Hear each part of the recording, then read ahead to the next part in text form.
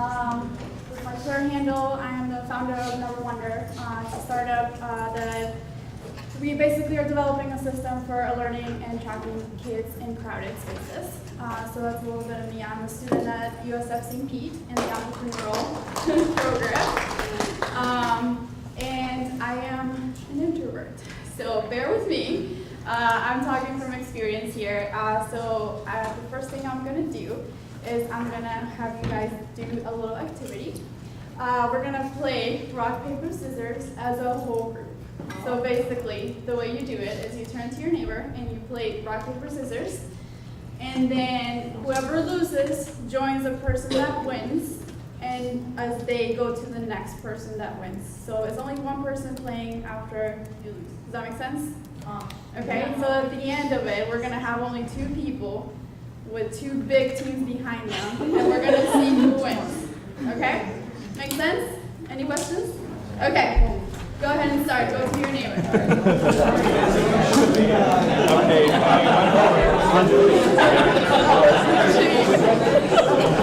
There you go. Have fun. I lost.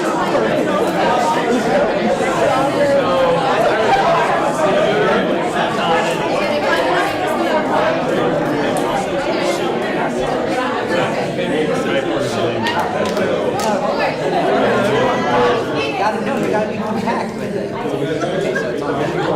so whoever won, face up to someone else. Who do you move on to?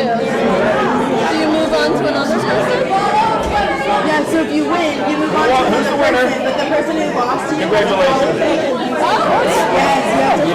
have to follow them. Trying not to be an introvert. There you go. Put away the phone.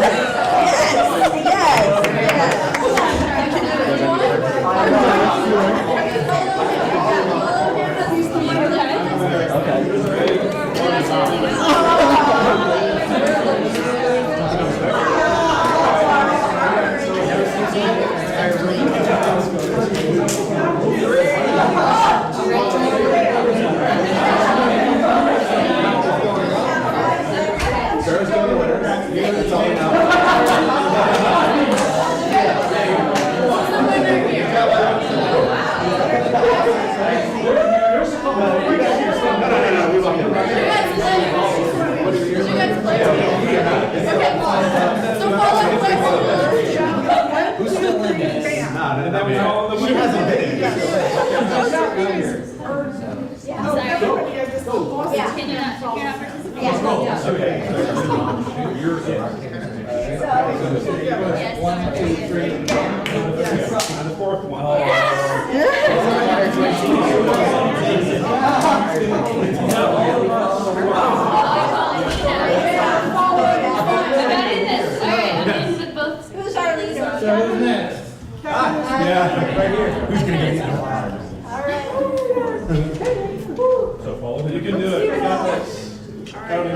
So are you doing a 4 and 3?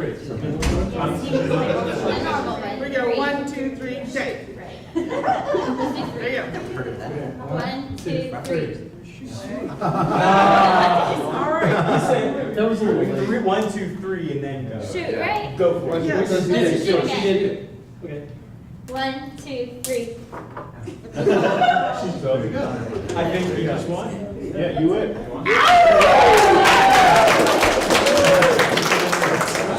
Alright, you guys can go back to your To be so young.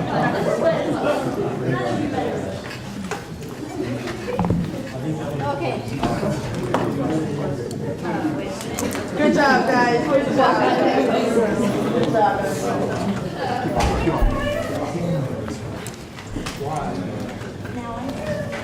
Alright. You'll love yourself.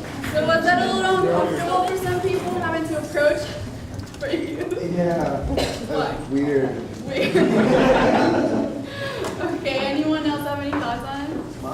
Having to approach people that you didn't know and play a game? No? Alright.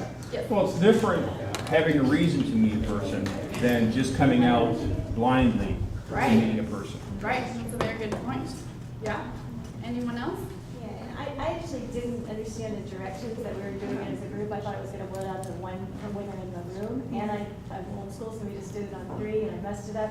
And then I didn't want to play anymore. Okay. Even though I have a background in theater, I actually don't like interacting if I don't know what the rules are. I'm doing it incorrectly. Okay. So you like when things are very clear. Yeah. Okay. All right. Any other thoughts? I'm very competitive, so when I lost the first round, I didn't want to talk to anybody.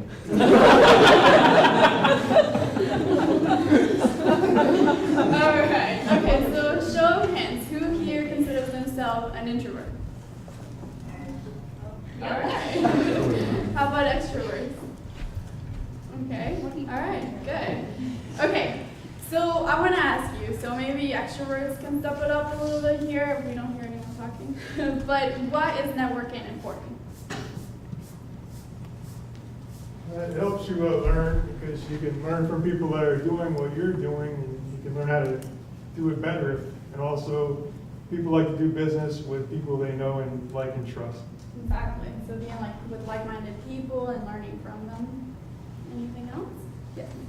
It's refreshing to get new ideas and hear other people's thoughts. So if you're like an entrepreneur or just looking for blog ideas or things like that, or what's going on in the community, then the more people you meet, the better idea you have of what people are interested in. All right. Very good. Yep.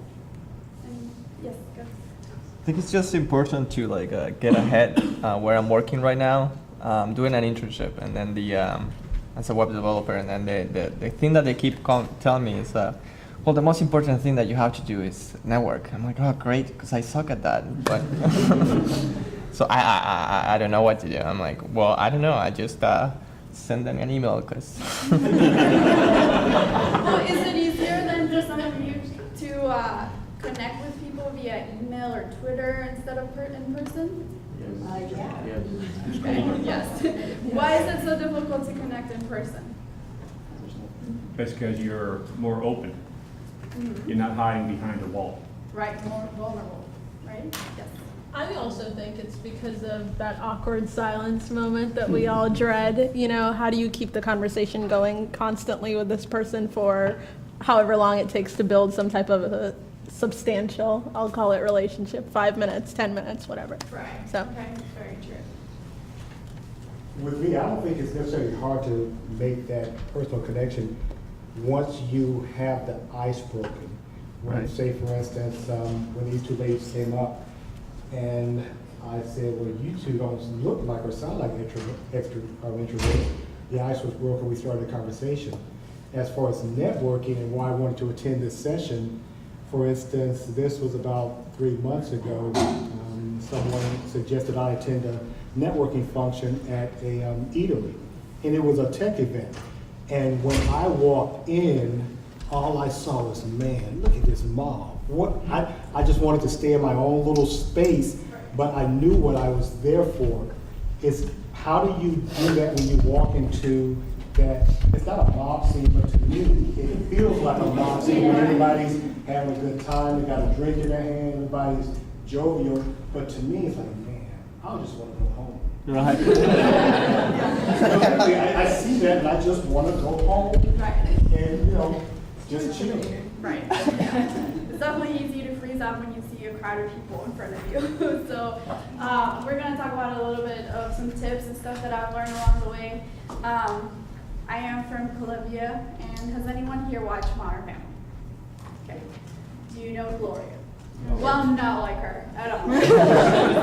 Very outgoing, that big personality, everyone loves her. I'm more like reserved, more soft-spoken.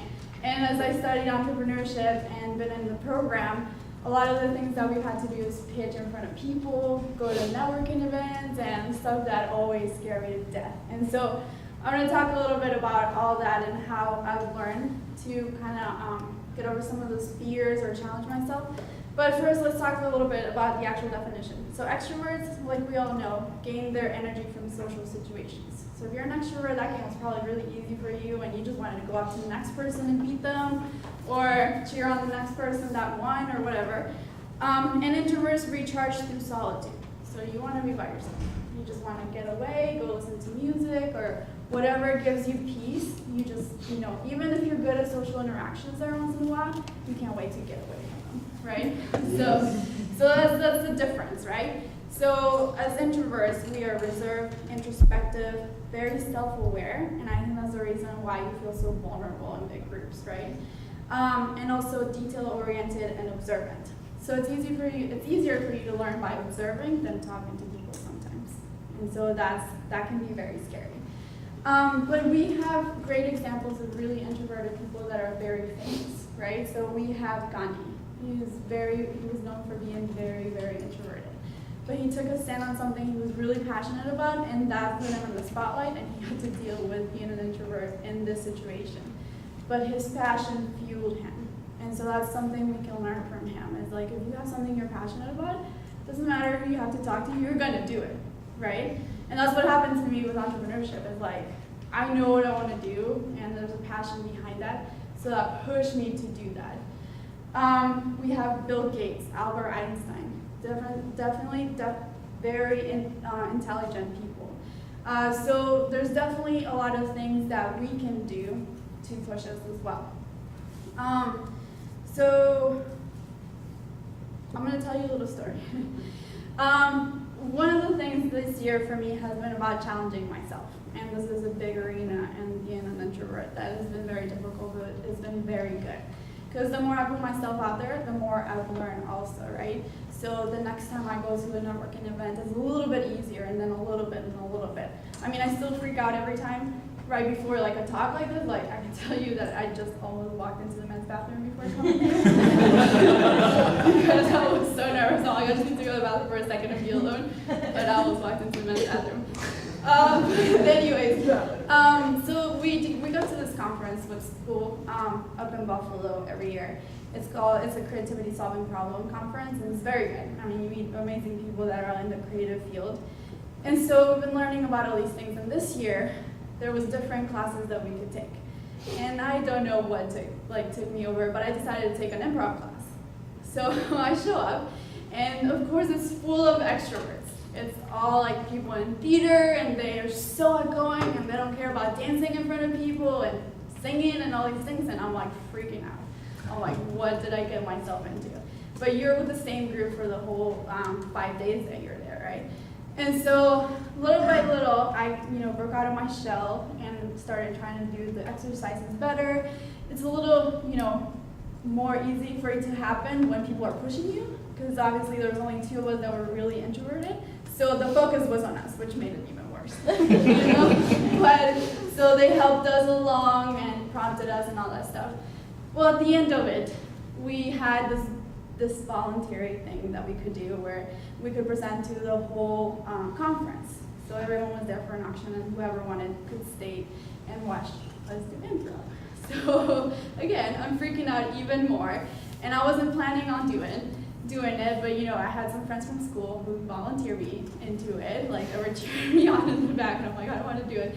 So they put me on the front, and the way this exercise worked is whoever was up front had to adopt a persona. So there was a genre on TV or a sportscaster that was like a novella type of thing, so Spanish soap opera, which I was like, you could have given me that one. That's the only thing that I could see myself doing because I grew up with them. But no, they get to me and someone yells out erotica. I'm like, are you kidding me? Like, are you serious? Like, I'm not gonna do this in front of all these people. But there was no getting out of it. The director was like, are you okay with doing that? And I'm about to respond. She's like, oh yeah, you're fine. Okay, that's fine. So they point at you when you have to say a line, right? And so I'm up there and I'm just like, I have no idea what I'm gonna say. You can't really practice for this. All this training, I have no idea what to say. The point is, it gets to me and I end up saying something about dwarfs and mermaids. No idea where that came from or what, I don't know. It was over. It was the longest 5 seconds of my life. It really was. Like, they knew to take it away from me real fast. But what I learned from that is that sometimes challenging yourself is really scary. It really, really is. But it's so worth it because now I can stand up here and tell you this story. So I mean, I've taken a lot of steps along the way to get me there. I wouldn't recommend going and signing up for an improv class right away. But if that's what will make you challenge yourself, then do it. You know, it's really important to challenge yourself in every aspect. So that's been like my biggest fiasco, and I can tell you a ton of them, but I'll stop there. I don't want to embarrass myself more than that. But some tips for when you actually go to some networking events. First thing is be prepared. If you're going to a networking event, you probably have a very specific reason, whether it's work related or you want to expose yourself in your startup, or you're looking for a job or something like that. Make sure that you research the event. You know, what kind of people are you going to see there, who puts it on, and all that stuff. That helps in that. Number 2, and I found this to be very true, is arrive early. It's a lot easier to talk to someone when there's not a big mob, right? It's a lot easier to go up to someone as you're just waiting for the event to start and whatnot. Number 3, this is one of the biggest things that I was ever told and helped me a lot, is the thing that you have in common the most with someone is themselves. What does that mean? Ask the person about them. Like if you just go up there and I'm like, hey, I'm Paola, I do this and this and this, it could die very easily, right? But if you go up to someone and ask, hey, you know, are you from the area? You know, we're in Tampa Bay. Almost anyone that's here has come from somewhere else. You know, if they tell you no, then ask them more about that. Then ask them what brought them to this event. You know, how did you hear about it?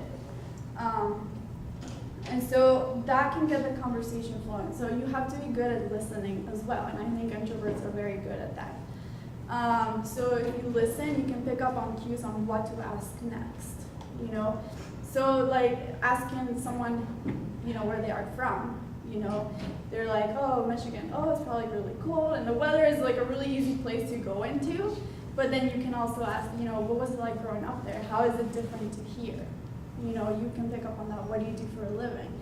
If it's a startup or tech, oh, I've never heard about that, tell me more. So those little tips that you can like incorporate in your conversation will make it flow a little bit easier.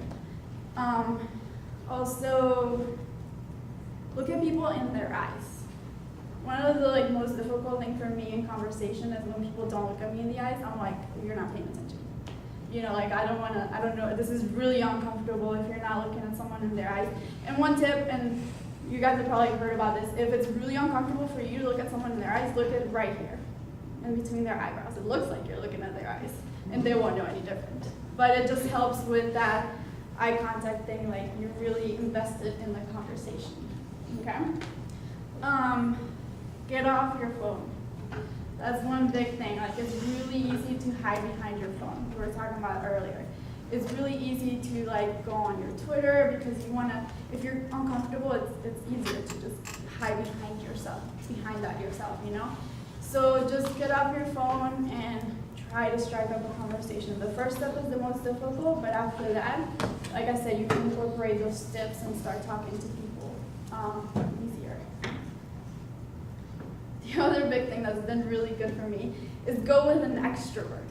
Okay, if you have a friend that's an extrovert, so like my friend Akira back here in the camera, she's like the biggest extrovert I've ever met. I don't know if you heard her earlier, she was just singing, you know, like you're crazy, you know? But it's awesome. When I go to events with her, I know I can count on her on introducing me to people if I don't know them. You know, and she has that energy and people follow her and stuff, so if I'm next to her, I know that I'll feel included and it won't be really awkward for me instead of like just me going up to someone.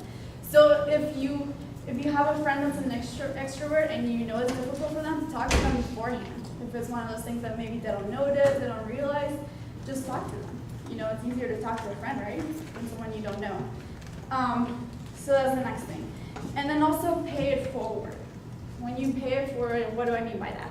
If you see someone in the corner that's really uncomfortable, go and talk to them. You know exactly how that feels, right? So go up to them and strike up a conversation.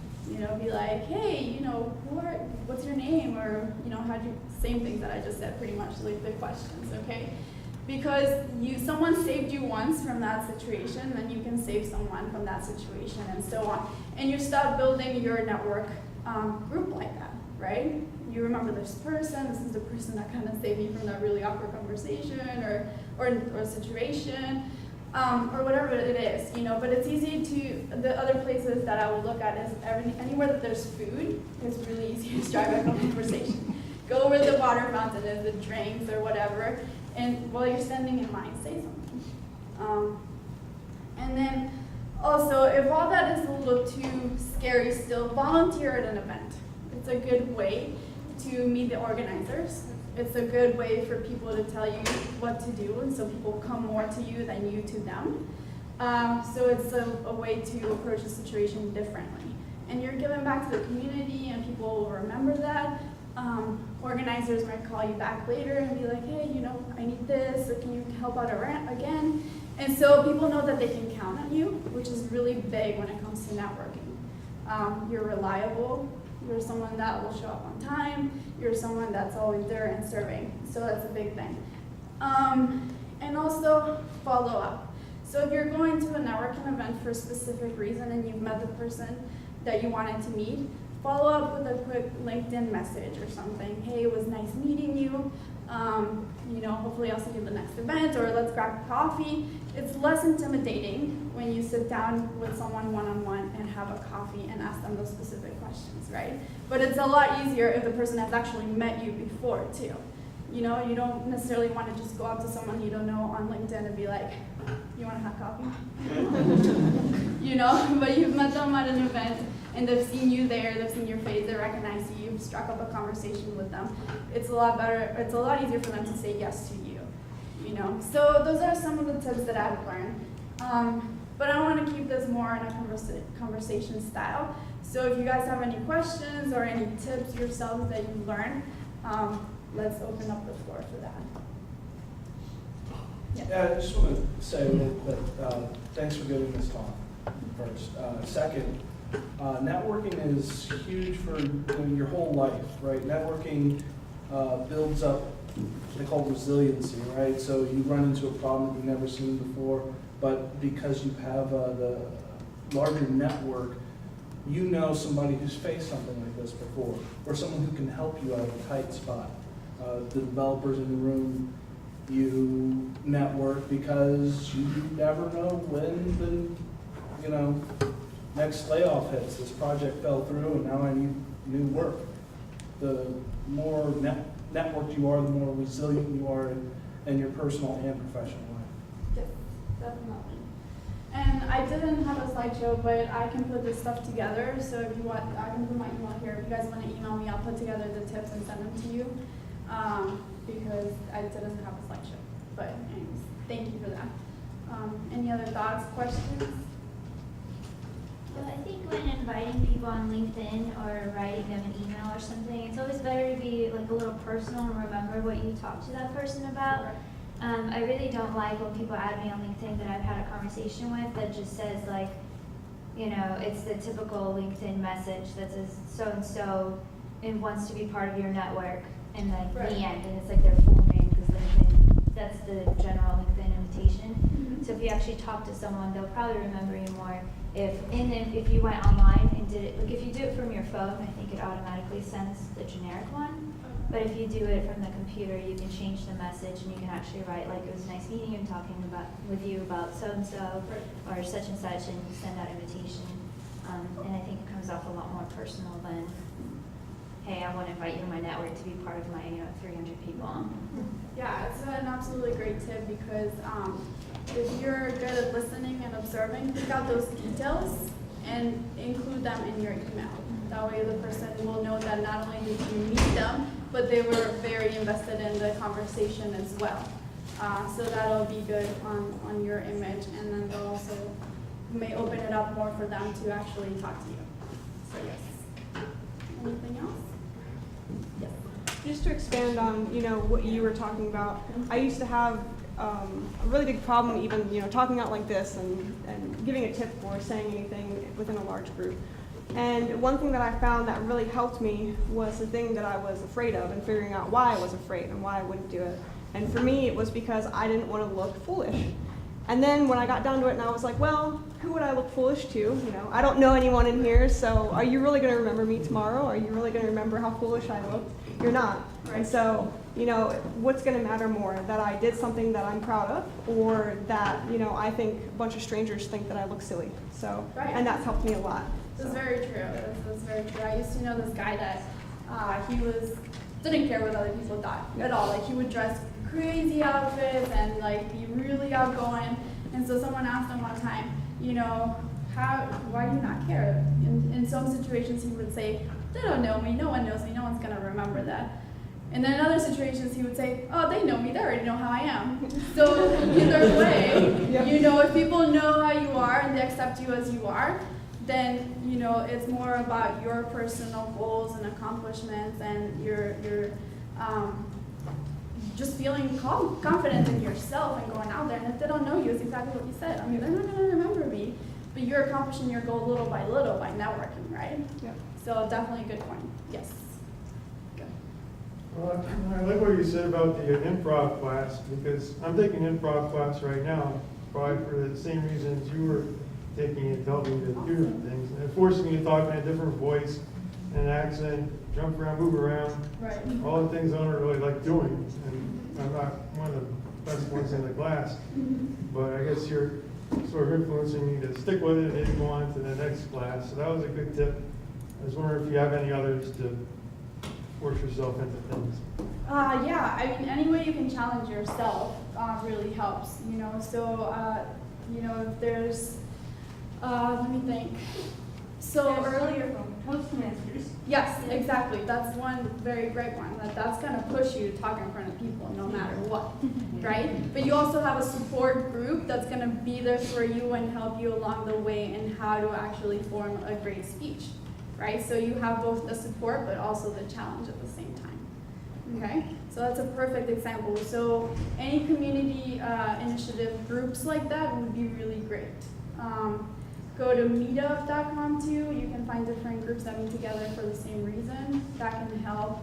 I know, I'm trying to think of more concrete examples. BNI. I'm sorry? BNI is a group that a lot of people do.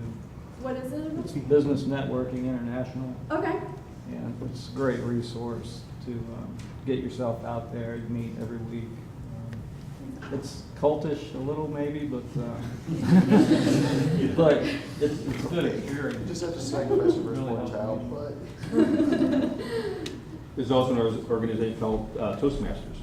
Yeah, that's what she was And that's what saying. you said, yeah. Yeah, Toastmasters, yeah. Yeah, definitely. Go ahead. I'd like to just say too that it's okay to be an introvert. Yeah. I mean, it seems less desirable in some ways, you know, over time, but there's a lot of information out there about the advantages of that. Yep. The style that, you know, works in the boardroom and management. And, Yeah, absolutely. just need to celebrate that, really. Right. I mean, we live in a society where like almost the loudest is the one that wins at everything, you know, and so that can be really intimidating for a lot of people, right? Like I know I ended up in a group one time when I was traveling where it was mostly Americans and Europeans, and I was the only one that was Colombian, but not your typical Colombian again. You know, I'm not that outgoing, really loud person. And so there were times where I would feel completely invisible. It was horrible. I hated it. But then it also challenged me at the same time, so it was really good. You know, like there's times where you do need to speak up, but you can play to your strengths. You know, so those things where you're detail-oriented, you're a good listener, you can use that for your advantage. You know, maybe an extrovert may not be as good as like listening and can interrupt people more often. You know, if like not always, but sometimes that's the case, right?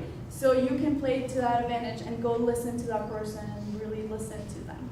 So there's really good things about that. There's a good talk on TED about introverts by Susan McCain. I encourage you guys to all listen to it, because she really talks about the advantages of being an introvert.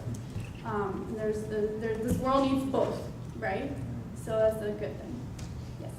One thing not to overlook is opportunities to share with people on a one-on-one or small. It doesn't always have to be in a large group or in front of something, but anytime you can share knowledge, teach a class, tutor someone, mentor someone, read stories to kids, be a leader for something small, Right.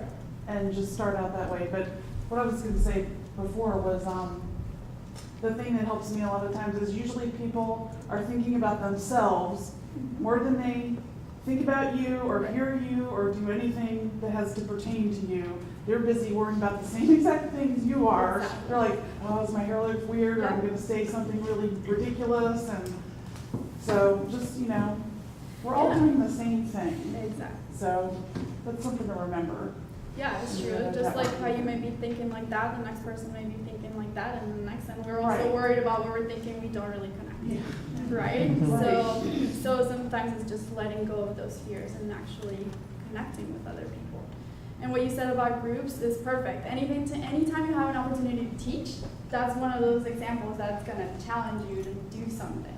Like, as difficult as it may be to get up here, I am learning a lot from listening to you guys, you know? So it's really great. Yeah.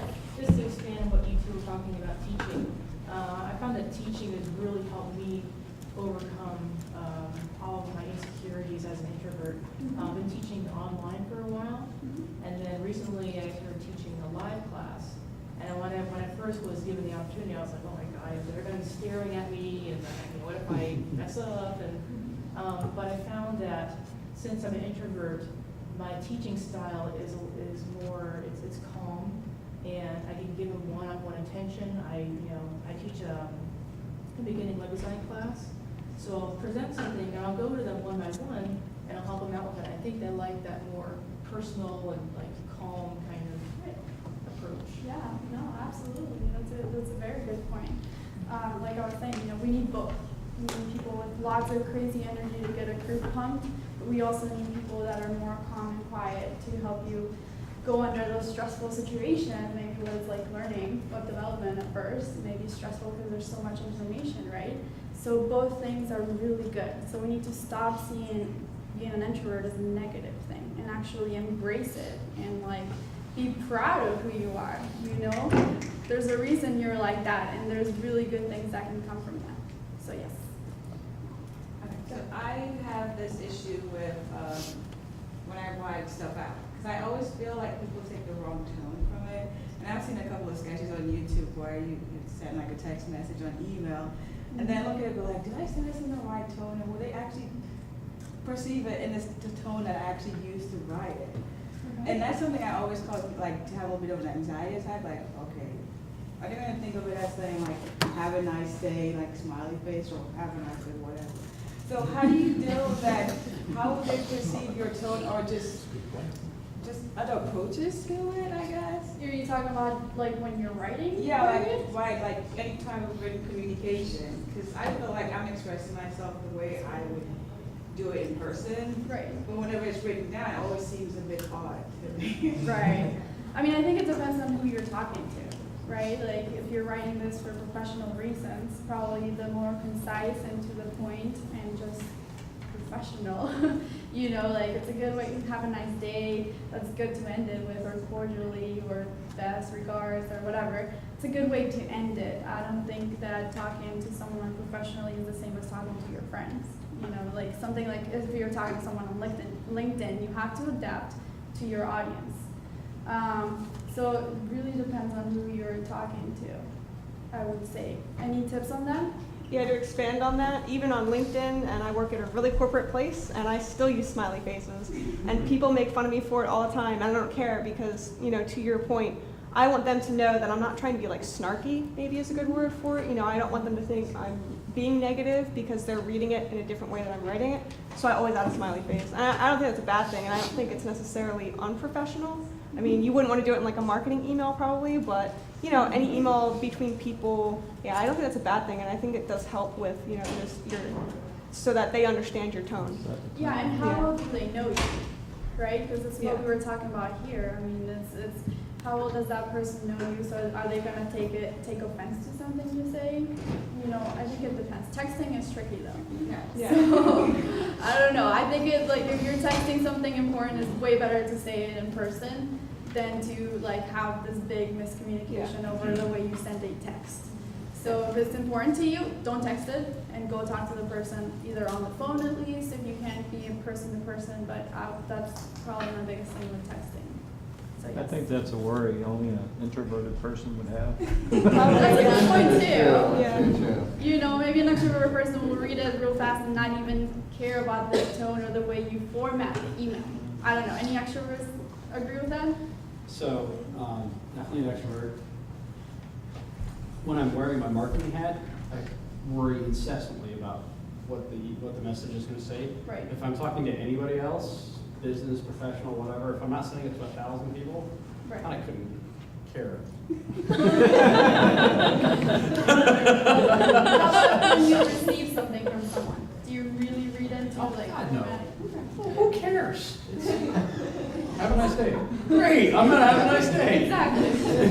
So it's where we worry so much about what others are gonna think that we may start like making those mistakes where it's just don't overthink. And I am like definitely guilty of that.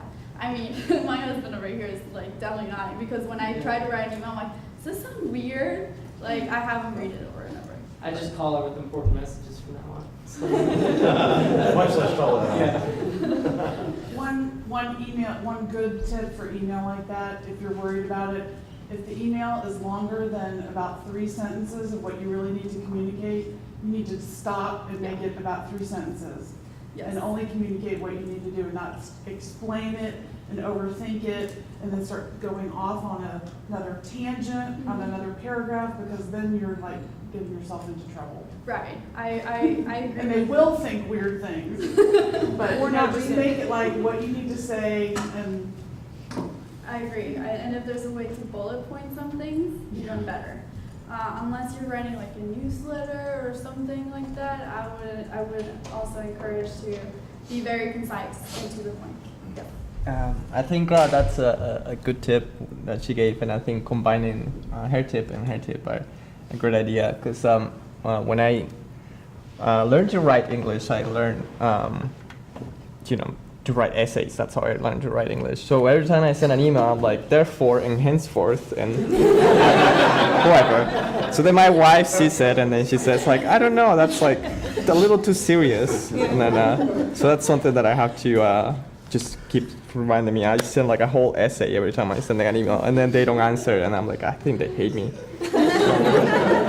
But so I think what I'm working on right now is just to make my emails a little more personal, limiting those words that you are supposed to use in an essay but not on an email, and then also putting exclamation marks. That's something else that helps, like, I don't know, thank you, exclamation mark. I can actually see how people react very well to that. They're like, you're welcome, and they respond with a smiley face too. Okay, that works. One thing I did want to bring up, when you mentioned that when you learn to write in English and stuff, I mean, I learned to speak and write English when I was 12. So that's probably the reason I'm a little bit more of an introvert, is because that was really hard. I mean, it just put me in middle school, public middle school, and here, learn. I mean, that's really hard, but you learn a lot from it. And one of the biggest takeaways that I'm still learning to this day is be okay when you fail. You learn a lot from failing and making mistakes. So be okay. So what? You made a mistake. What? People are gonna think my, idea of erotica is really weird. But so what? Who cares? Like, I got out there and I did it and I tried and I failed.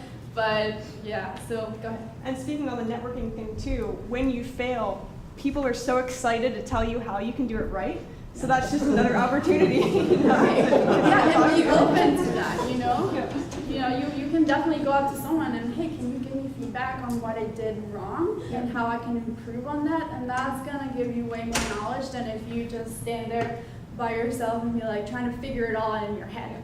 I think the beauty of community is collaboration, So if we allow each other and give each other grace and making mistakes, we're going to receive it as well. So be open to making mistakes, So yes. Any other thoughts, comments, tips? Yes. The good news is, at least for me, is being an introvert gets easier as you get older, because number one, you don't care what people think. And two, as you kind of develop your thing, your passion, people are drawn to you because they need something. I mean, when you're younger, you either need a date or experience or a job, or you always need some, but once you get that craft, then people are gonna come to you out of necessity.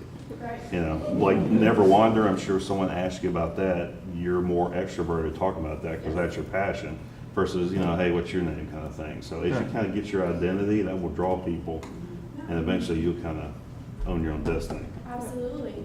And you know, as you challenge yourself more and keep learning and realize that you really don't care, you also develop your own coping mechanisms, right? So I was signing up for the talk, and I mean, I think I signed up at 9 because I was trying to decide whether I was going to do it or not. And when I handed the guy the sticky note with my name and the topic, he's like, "Can I tell you a secret?" I'm like, "Sure." He's like, "I'm actually an introvert." And I'm like, "What?" He was so outgoing. I'm like, "You're kidding, right?" He's like, "No, I've just developed really good coping mechanisms." So you either have like a phrase that you use, like I told you like a million times already. My thing is, "Hey, are you from around here? You know, how did you find out about this event?" And then it goes on, you know. So there will be things that work for you, but they may not work for the next person. But as long as they work for you, then use them to your advantage, right? So definitely, yes. I think another important point is people often say it's all right to fail, but they leave out the part that you got to try again, like almost immediately. Yep. And don't get discouraged by failing or by not getting an email back or by annoying somebody when you ask them for something or thinking that they're annoyed. Had to get into sales, like just because of what I do. And it was really hard for me. And it took a long time to you know, approach people about sales. And I tell myself a lot the saying like fortune favors the bold or the success favors the bold. And then that literally, when I think about that, it makes me get up and go talk to somebody I don't really feel like talking to right now. So, and then if they look annoyed, I go and I feel bad for myself, but you got to go do it again and again and again because it's like 1 out of 10 people will give you what you want from them. Right. And that's the only way to get what you want is to try it. And I think to build on that, I mean, if you're going to networking events and trying to meet these people that are really successful and just to be near them, it's like really good, right, for you. You have to remember they started at one point where you started, right? So they know that feeling. Whether they're an extrovert or an introvert, they had to start building their network somehow. So you have to remember that they'll know that as well. So that can give you a little bit more peace and encouragement that you can also grow from there. So, yep.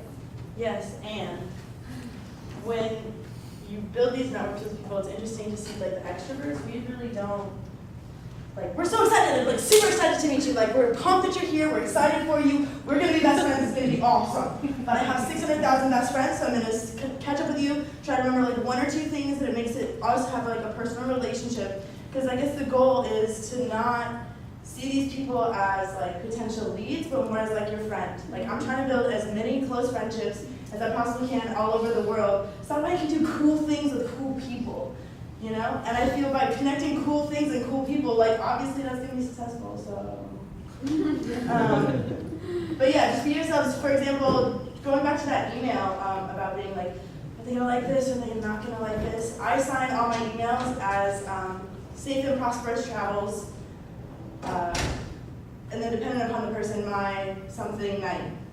But they're my knights at the round table.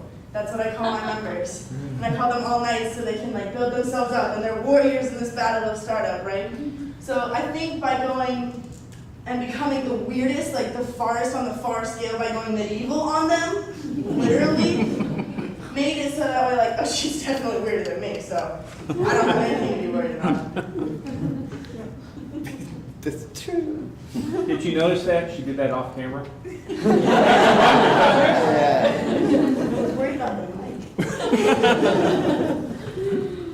Yes, I agree. I think one very good point that she made is don't treat people like leads.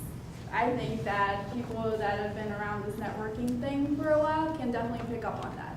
You know, you want to treat them as a person. Yeah, I'm sure that it'll be really good to meet someone that could help you take you to the next level, but be aware that they're also a person, right? They're not an entity or a business or anything like that, even though they may have that behind them. They're still a person, and that's why I think giving back is so important, right? Like, you know, wherever you are in life, whatever success you've had, you haven't done it alone. I assure you of that. I'm sure like you have people behind you supporting you, your family, your spouse, your friends. So be aware of that and give back. So it's just a little tip. All right, any other thoughts or questions?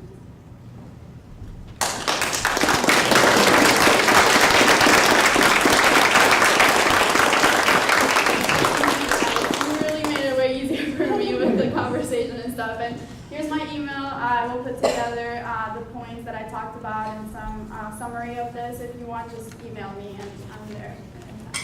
All right. Thanks, guys. Have a good